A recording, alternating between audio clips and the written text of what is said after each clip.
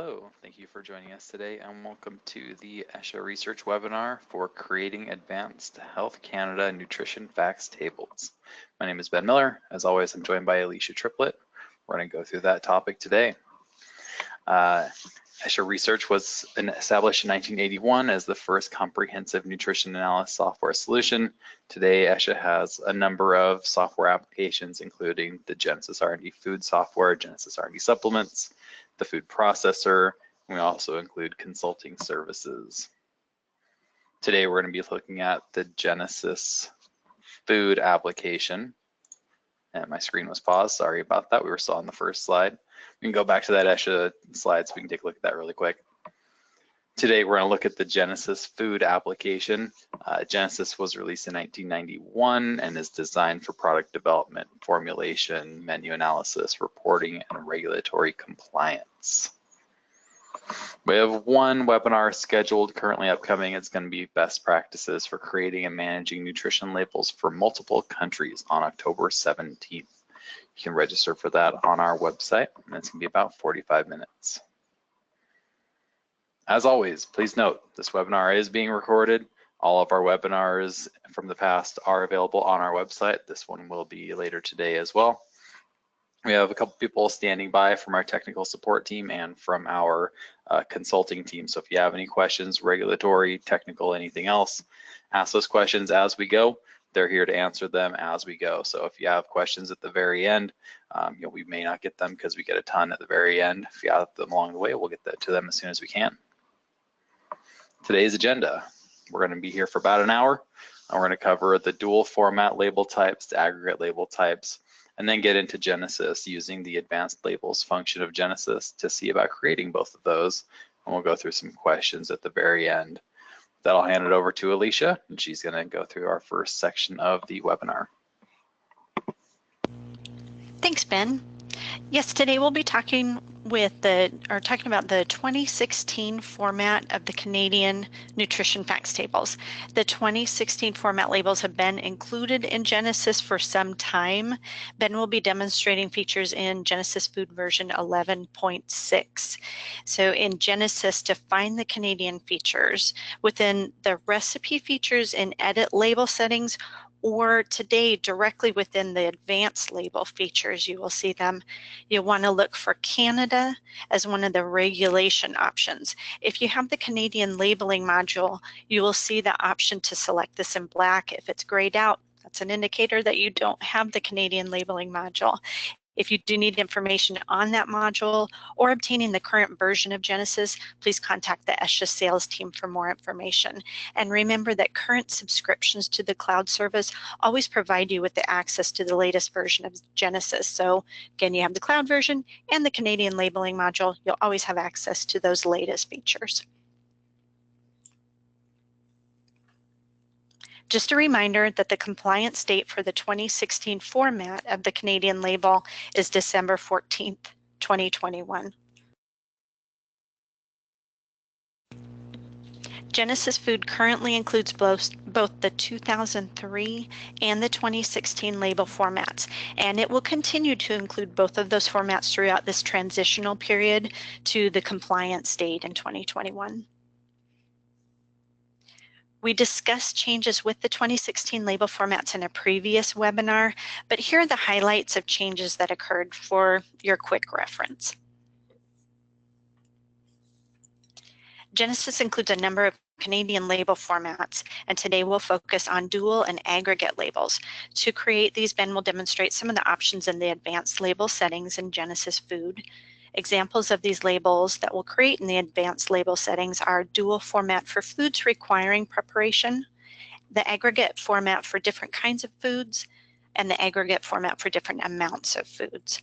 As part of the process of determining which label format to use, Health Canada states that manufacturers should use the largest version that fits on 15% of the available display surface, or the ADS, and you can find more details in decision tree information on the Canadian Food Inspection Agency, the CFIA website.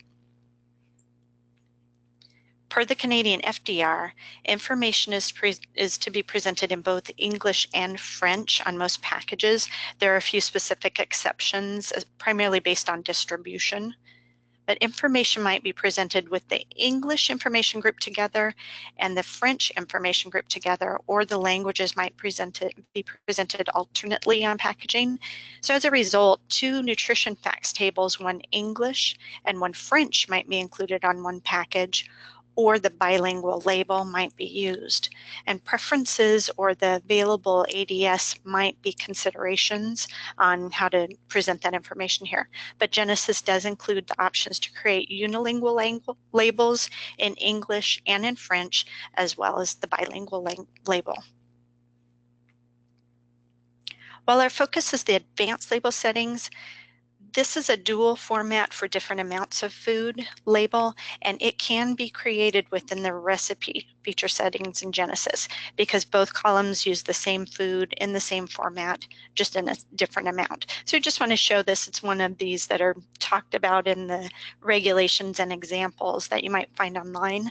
This dual format label might be used when it is suitable to provide information for a food in more than one amount to reflect common uses of that food. And note a few characteristics of this dual format for different amounts of food. The primary serving size information is listed in the first portion of the label, and quantitative or absolute values are listed for the first column only. A symbol and a footnote at the bottom of the label reinforce this fact, and the second column, only the %DV information for the nutrients that report DVs are shown. This label is an optional format. An example of the use of this dual format label might be 2 slices as well as 1 slice of bread. Per the FDR, the reference amount serving for bread is 2 slices, and as commonly used for sandwiches. That being said, 1 slice might also be a common amount consumed, so it would be appropriate, yet again optional, to include information for 1 slice, also on that same label. Another example is applesauce that might be used in a fruit in a 1/2 cup serving amount, as well as a condiment in a tablespoon amount. On the dual format label, the first column presents the information based on the reference amount. So we have our reference amounts table in the Canadian guidance and regulations. So the first column pulls that serving size from that reference amount, and the label here you see bread for 2 slices is presented in the first column, and the optional information for 1 slice is presented in the second column. So now we can talk more about the labels that you would create with the advanced label features in Genesis. Another dual format label is that for foods that require preparation. This label might be used for foods that are typically combined with other foods or ingredients, either as part of a recipe or as commonly consumed. And examples of these type of foods are dry mixes, cereal with milk, and raw foods that must be cooked prior to consuming. This format is also optional. One note is that this label might not necessarily be used for foods that are often prepared, but the nutritional content doesn't change from as packaged to prepared, like juice concentrates or drink mixes that only use water for preparation. Those would just use a standard label listing the serving size information for as packaged and then an optional as prepared amount, but it wouldn't need to use duplicate nutrient information in separate columns, just on a standard label. To create the dual format label for foods that require preparation in Genesis, we must use the advanced label features because we need 2 separate recipes to populate this label. 1 recipe is used for each column. When using the dual format for foods requiring preparation, the first column lists the information for the food as packaged. The second column lists the optional information for the food as prepared or combined with other foods. And there are a few differences in labels for products like dry mixes versus combined foods. If the dual format label for foods requiring preparation is used for something like a brownie mix, then the serving size might list the packaged and as prepared information. The as packaged serving size includes household and metric amounts. The prepared serving information is a household measure only, and it might say about 1 brownie prepared or about 1 cup prepared, depending on what type of food it is. And for the subheadings or the heading over the columns, the first column might say something like as sold or dry mix in the case of a brownie mix, and then the second column might say prepared. The nutrient information is presented in absolute values for the as sold form, and calories are listed for both columns, but the second column does not list the absolute values, just the %dB. The footnote is there's a mandatory footnote that links the absolute values to the as sold form of the food, and there's an optional footnote that can include the reference to the ingredients added in the preparation and the nutritional content that those contribute.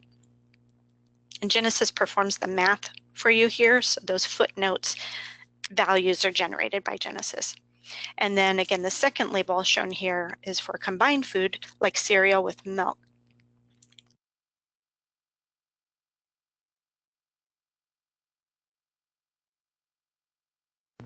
Excuse me. And the serving size for this label lists as sold information declared in household and metric measures. The measurement information for the food combined with the packaged product is not part of the serving size information. And you'll see subheadings that the first column would say as sold or a clear description of the food. And the second column would describe the amount of food added, such as with 1/2 cup milk, skim milk. The nutrients are declared in the same manner as the dry mix example. And the footnotes, there's also a mandatory footnote linking the as sold to the absolute values, but the second footnote shown here is optional. And again, it indicates the amount of nutrients that are added by the foods that were added. So it's not the total information, it's just singling out those foods that were added and listing the nutrient values for those.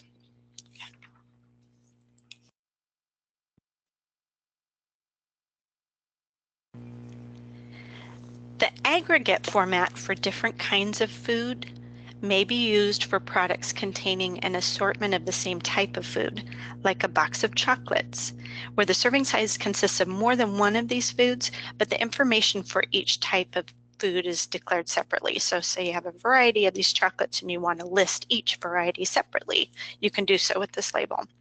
Or foods that are packaged and intended to be consumed together, but you might want to list each component separately, like cheese and cracker snacks, where the crackers and cheese spread are in separate compartments within the same container. The aggregate format for different kinds of food must be used if a prepackaged product contains an assortment of foods of the same type, the typical serving consists of only one of those foods, and the nutrition information for each of those foods is different. This could be like a variety pack of granola bars or single bags of chips, individual variety bags of chips. This label would not be used if the serving size is only one of these units, but the nutritional information for all the flavors is the same. So like drinks, flavored drinks where maybe flavors and colors are the only different ingredients in those, but the nutritional content is all the same. And in that case, the standard label could be used to avoid unnecessary duplication of information. Here you see examples of the aggregate format labels. The first shows the cheese and cracker snack with each component listed separately. This is an optional way to present the information. Alternatively, the information for the cheese and crackers combined could be presented on a standard label. And similarly with the box of chocolates, the typical serving would be more than one piece of chocolate, and a standard label could be used to declare the average content of the chocolate varieties. The second example here shows the required label that lists each granola bar separately. And since the serving size is only 1 bar each, and the information differs for each variety, the aggregate label is used. And note that on the aggregate labels, absolute values are listed for each food.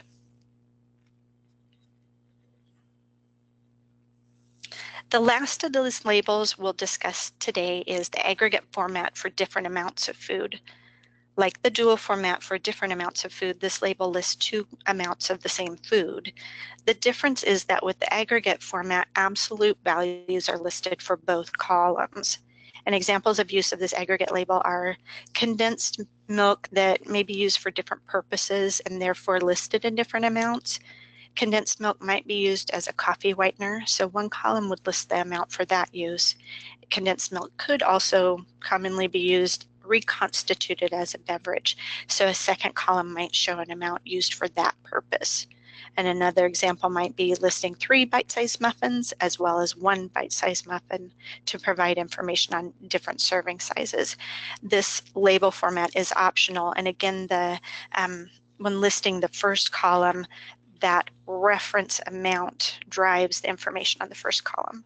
The second column is the optional or secondary use of an item.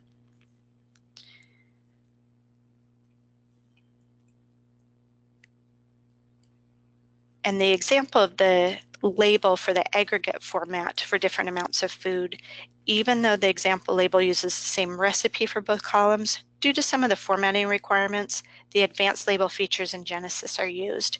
You'll see full serving size information for both columns and absolute nutrient values listed for both.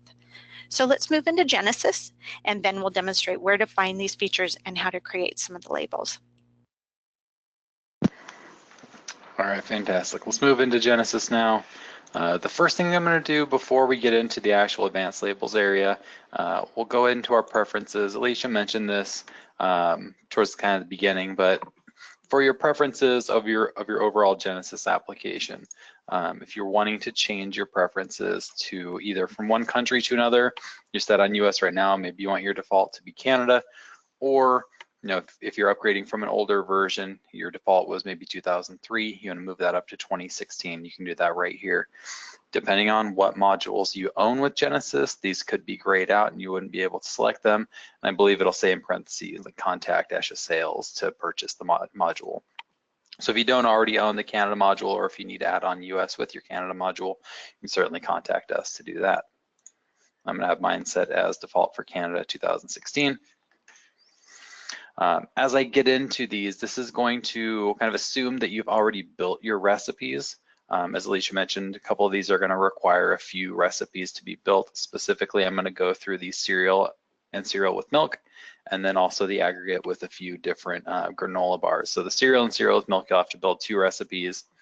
The first recipe being, of course, the cereal. The second one, you'll want to take that existing cereal recipe and add however much milk you would like to it. So I've got those 2 recipes built already. We're now going to go in and create a new advanced label. And the first one I'll do is going to be cereal with milk, Canada webinar. And we're going to be doing our regulation as Canada. 2016 nutrition facts is going to be our category.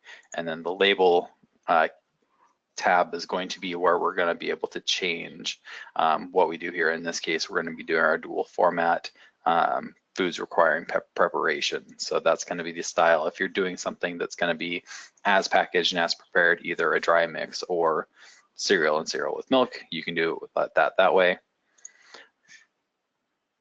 Oops, I have to add my recipes before I click on my next tab. So the first thing we'll want to do after we name our label, our advanced label, is going to be go into this recipe list at the very bottom and add our 2 recipes we've built already. So we'll go click add. We'll do Canada webinar cereal with milk, and then we'll do add cereal. One thing to note here, and I did these backwards on purpose, the columns that we see, and I'll hit OK so it'll draw up our nutrition label so we can see it, and then we'll go back into our settings. When we hit OK, it's then going to take us into our label settings, or our actual label view. And I'm going to go ahead and get rid of some of these to get them out of our way so I can expand out the label, make it a little bit bigger. There we go, make that a little bit bigger here. So when we add in our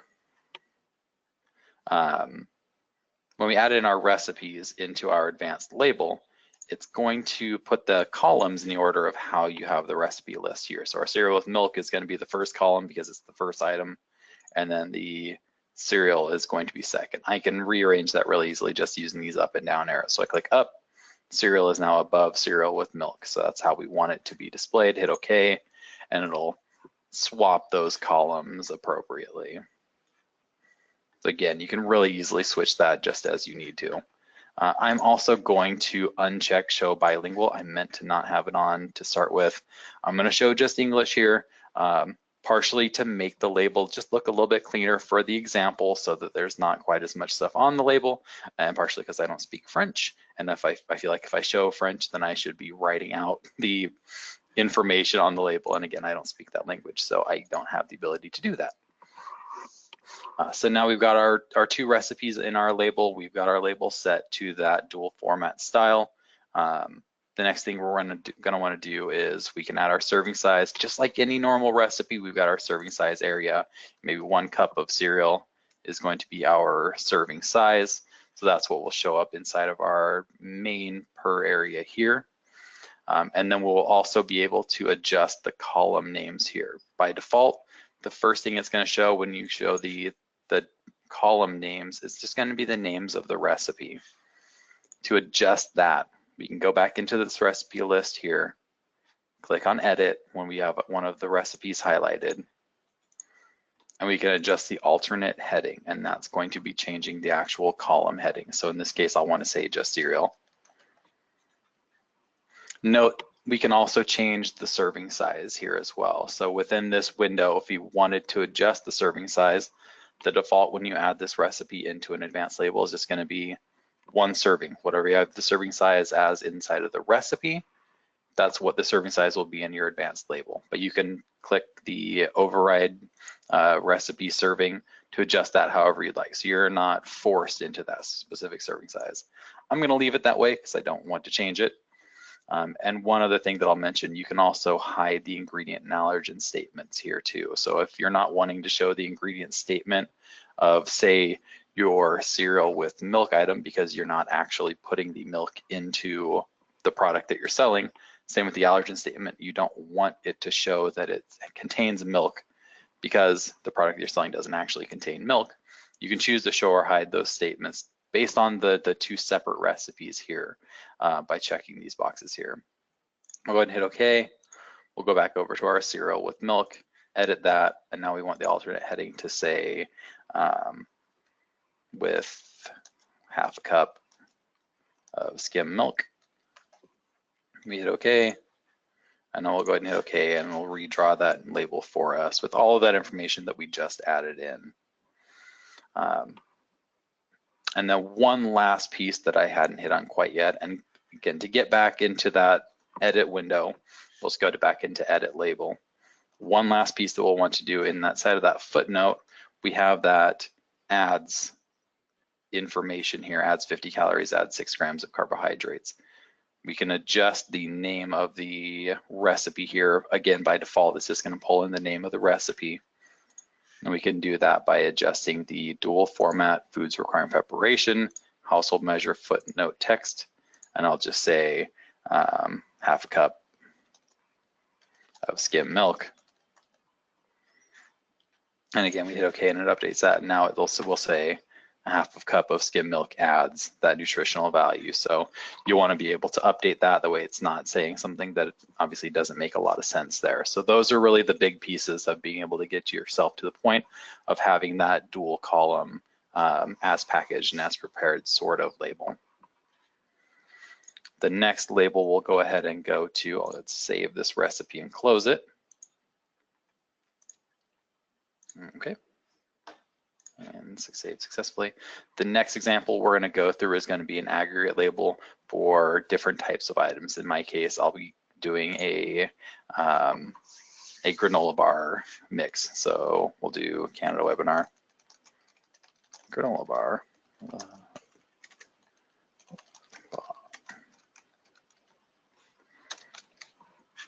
Again, we have Canada and Nutrition Facts 2016 selected by default because that was what we had inside the preferences of the software. We'll go ahead and do aggregate, different kinds of foods. If you're wanting to do the different amounts of foods ones that Alicia talked about a little bit, we did have a separate webinar that went over that specific style of label. So if you want kind of the more overview of that type of label, we do have that in a separate webinar.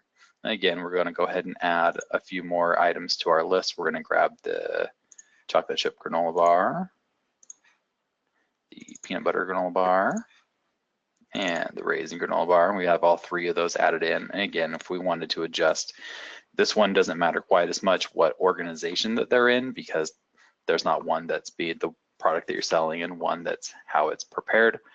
So whatever organization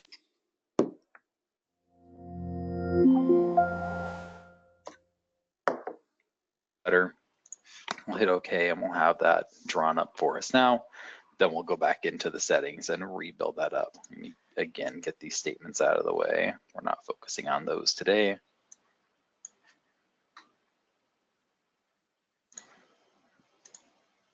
We'll expand that out and make it a little bit bigger so everyone can see it a little bit better.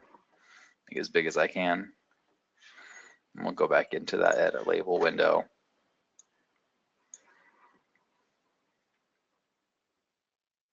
And again, the kind of biggest pieces that you're going to be into here is going to be editing the actual individual recipes in this case. The serving size as well will be important. So with the serving size, you'll put in the one serving that will apply to all of the items. In this case, it'll be 1 bar, and then I'll add that over here, and we'll see that in a moment once we get to that point that we hit OK. And then for the individual recipes, we can go in, select the ones, edit, and we can change that alternate heading again for the aggregate and dual column label. So in this case, we wanted maybe chocolate chip. And again, you can change that serving size if you would like to. I'm not going to, but you certainly can if you need to. Peanut butter, and raisin.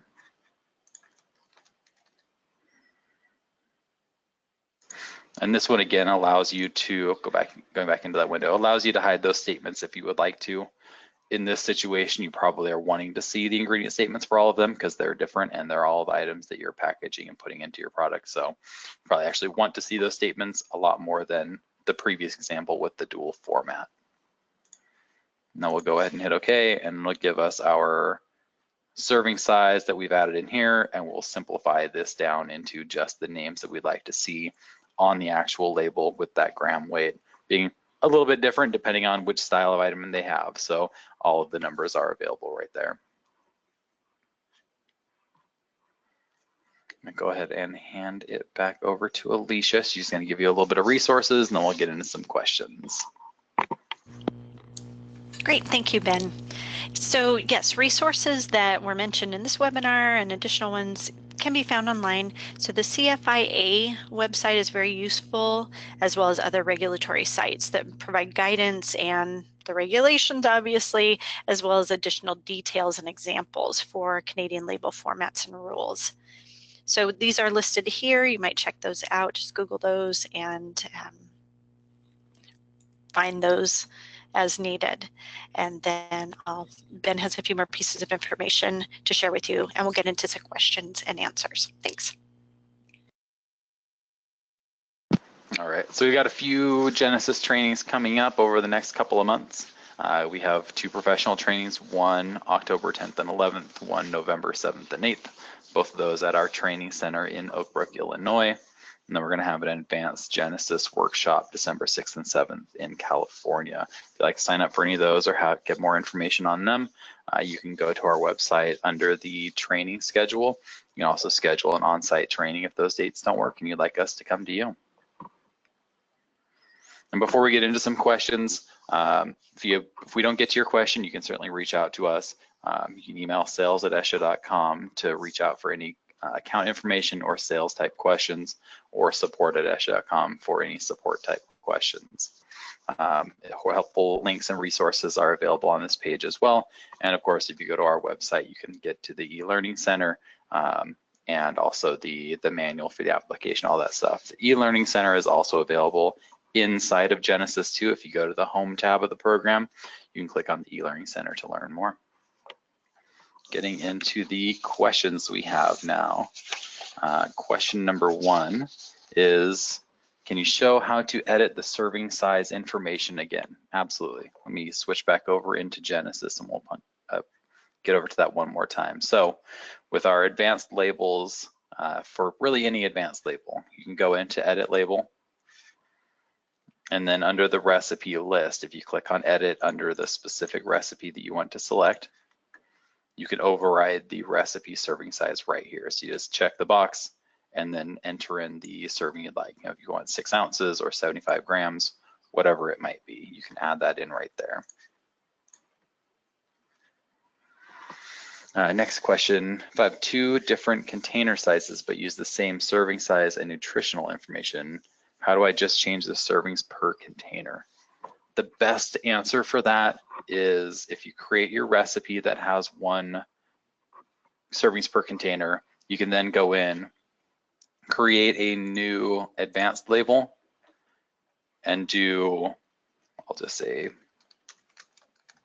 name my item whatever I'd like, and then just add that 1 recipe in, change the servings per container to what you'd like. That way you save your recipe.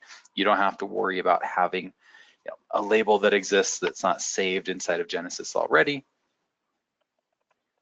And then you also have that advanced label saved, so you can come back to that at any time.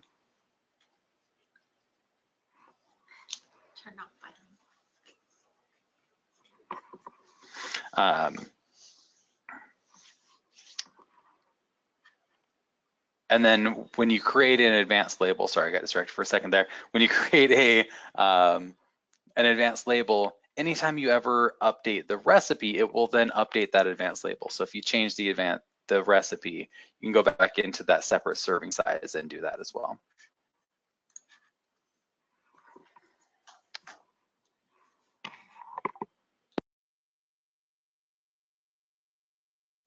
Our next question, sorry, Alicia was asking another question really quick here. She was asking the question, or we had the question of, how do you turn off or turn back on the bilingual option? So my label, I had turned off bilingual because I wanted to make the label look a little bit simpler and a little bit less information on it. To do that, you'll click on edit label to get back into this main settings window for advanced labels. Go to format options, and then the second option down is show bilingual. Inside of a single recipe, instead of an advanced label, it's gonna be the same thing. So if you go to edit label inside of a recipe, format options, show bilingual. So it's gonna be the same whether you're in an advanced label or if you're in just a single recipe. All right, our next question. I need to create a dual format, different amounts of food label for a food that consists of just 1 ingredient. Can I do that? And I'm gonna let Alicia take that. Sure, of course, yes, you can. So to create a label in Genesis, whether it's a standard label or in the advanced labels, you have to create a recipe first. That's across the board for Genesis. So even if that recipe only includes 1 ingredient, like, I don't know, almonds, and you need to create a label for almonds, you create the recipe first, including almonds, and then from there you can access the recipe features and the edit recipe features within the recipe, or excuse me, the edit label features within the recipe, or you can switch over to your advanced label settings and bring your almonds recipe in to work with it if you needed to create a dual or aggregate label for something that consisted of only 1 ingredient. And that can be great if you get a spec sheet from an item and it comes in as 100 gram, you don't have to worry about adjusting that for your label. You put the ingredient as 100 gram, put your recipe in as whatever serving size you want. So that makes things a lot easier for you. The program's doing the math for you too. Next question, if I created multiple advanced labels from 1 recipe and then I changed that recipe, does that affect all the labels created from that 1 recipe? Yes, it does. So when you open a recipe or an advanced label in Genesis, the information is a live pull of the data. So if you make any changes to a recipe, that will affect the labels linked to that recipe. And that's a general function. Again, general function in Genesis, and the same idea applies to ingredients. So if you make a change to an ingredient record, all of the recipes that use that ingredient will pull forward to your recipes and then to labels. So just make those, think about that when you're updating ingredients or recipes, and know that it may affect those, it will affect any label that's connected, even if it's an advanced label.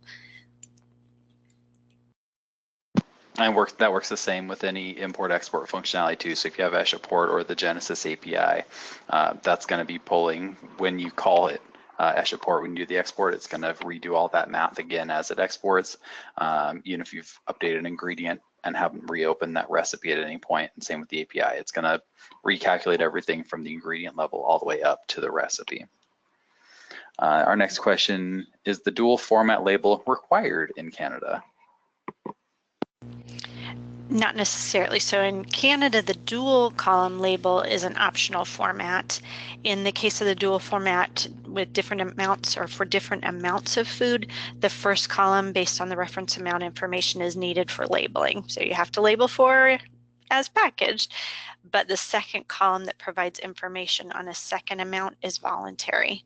The second, in the case of the aggregate label, again, like we showed, the prepared foods, the information in that first column provides the required information. So you could use a standard label or an aggregate label. The prepared form is the optional piece of information. But again, on that aggregate label for like the granola bar example that we showed, that's when an aggregate label, not a dual column, but an aggregate label would be required. In the US, we have requirements for dual column in certain cases for packaging or container size, and Canada doesn't have that same type of requirement. All right, and we have one last question, and that's going to be, what version of Genesis are you currently using? The most recent version and the version of Genesis that I have running for this example today was version 11.6.364. The last number doesn't matter quite as much. It's just 11.6 is really the important piece there. If you have the cloud version of Genesis, you have to be using that. It's always going to be using the newest version of Genesis no matter what. If you have an installed application, then you should have been emailed that update out at some point. If you ever have any questions about moving over into the cloud, making sure you're always up to date at all times, just go ahead and reach out to our sales department, and one of our sales staff can help you out with that conversion. Nice and easy fix. All right, thank you all for, A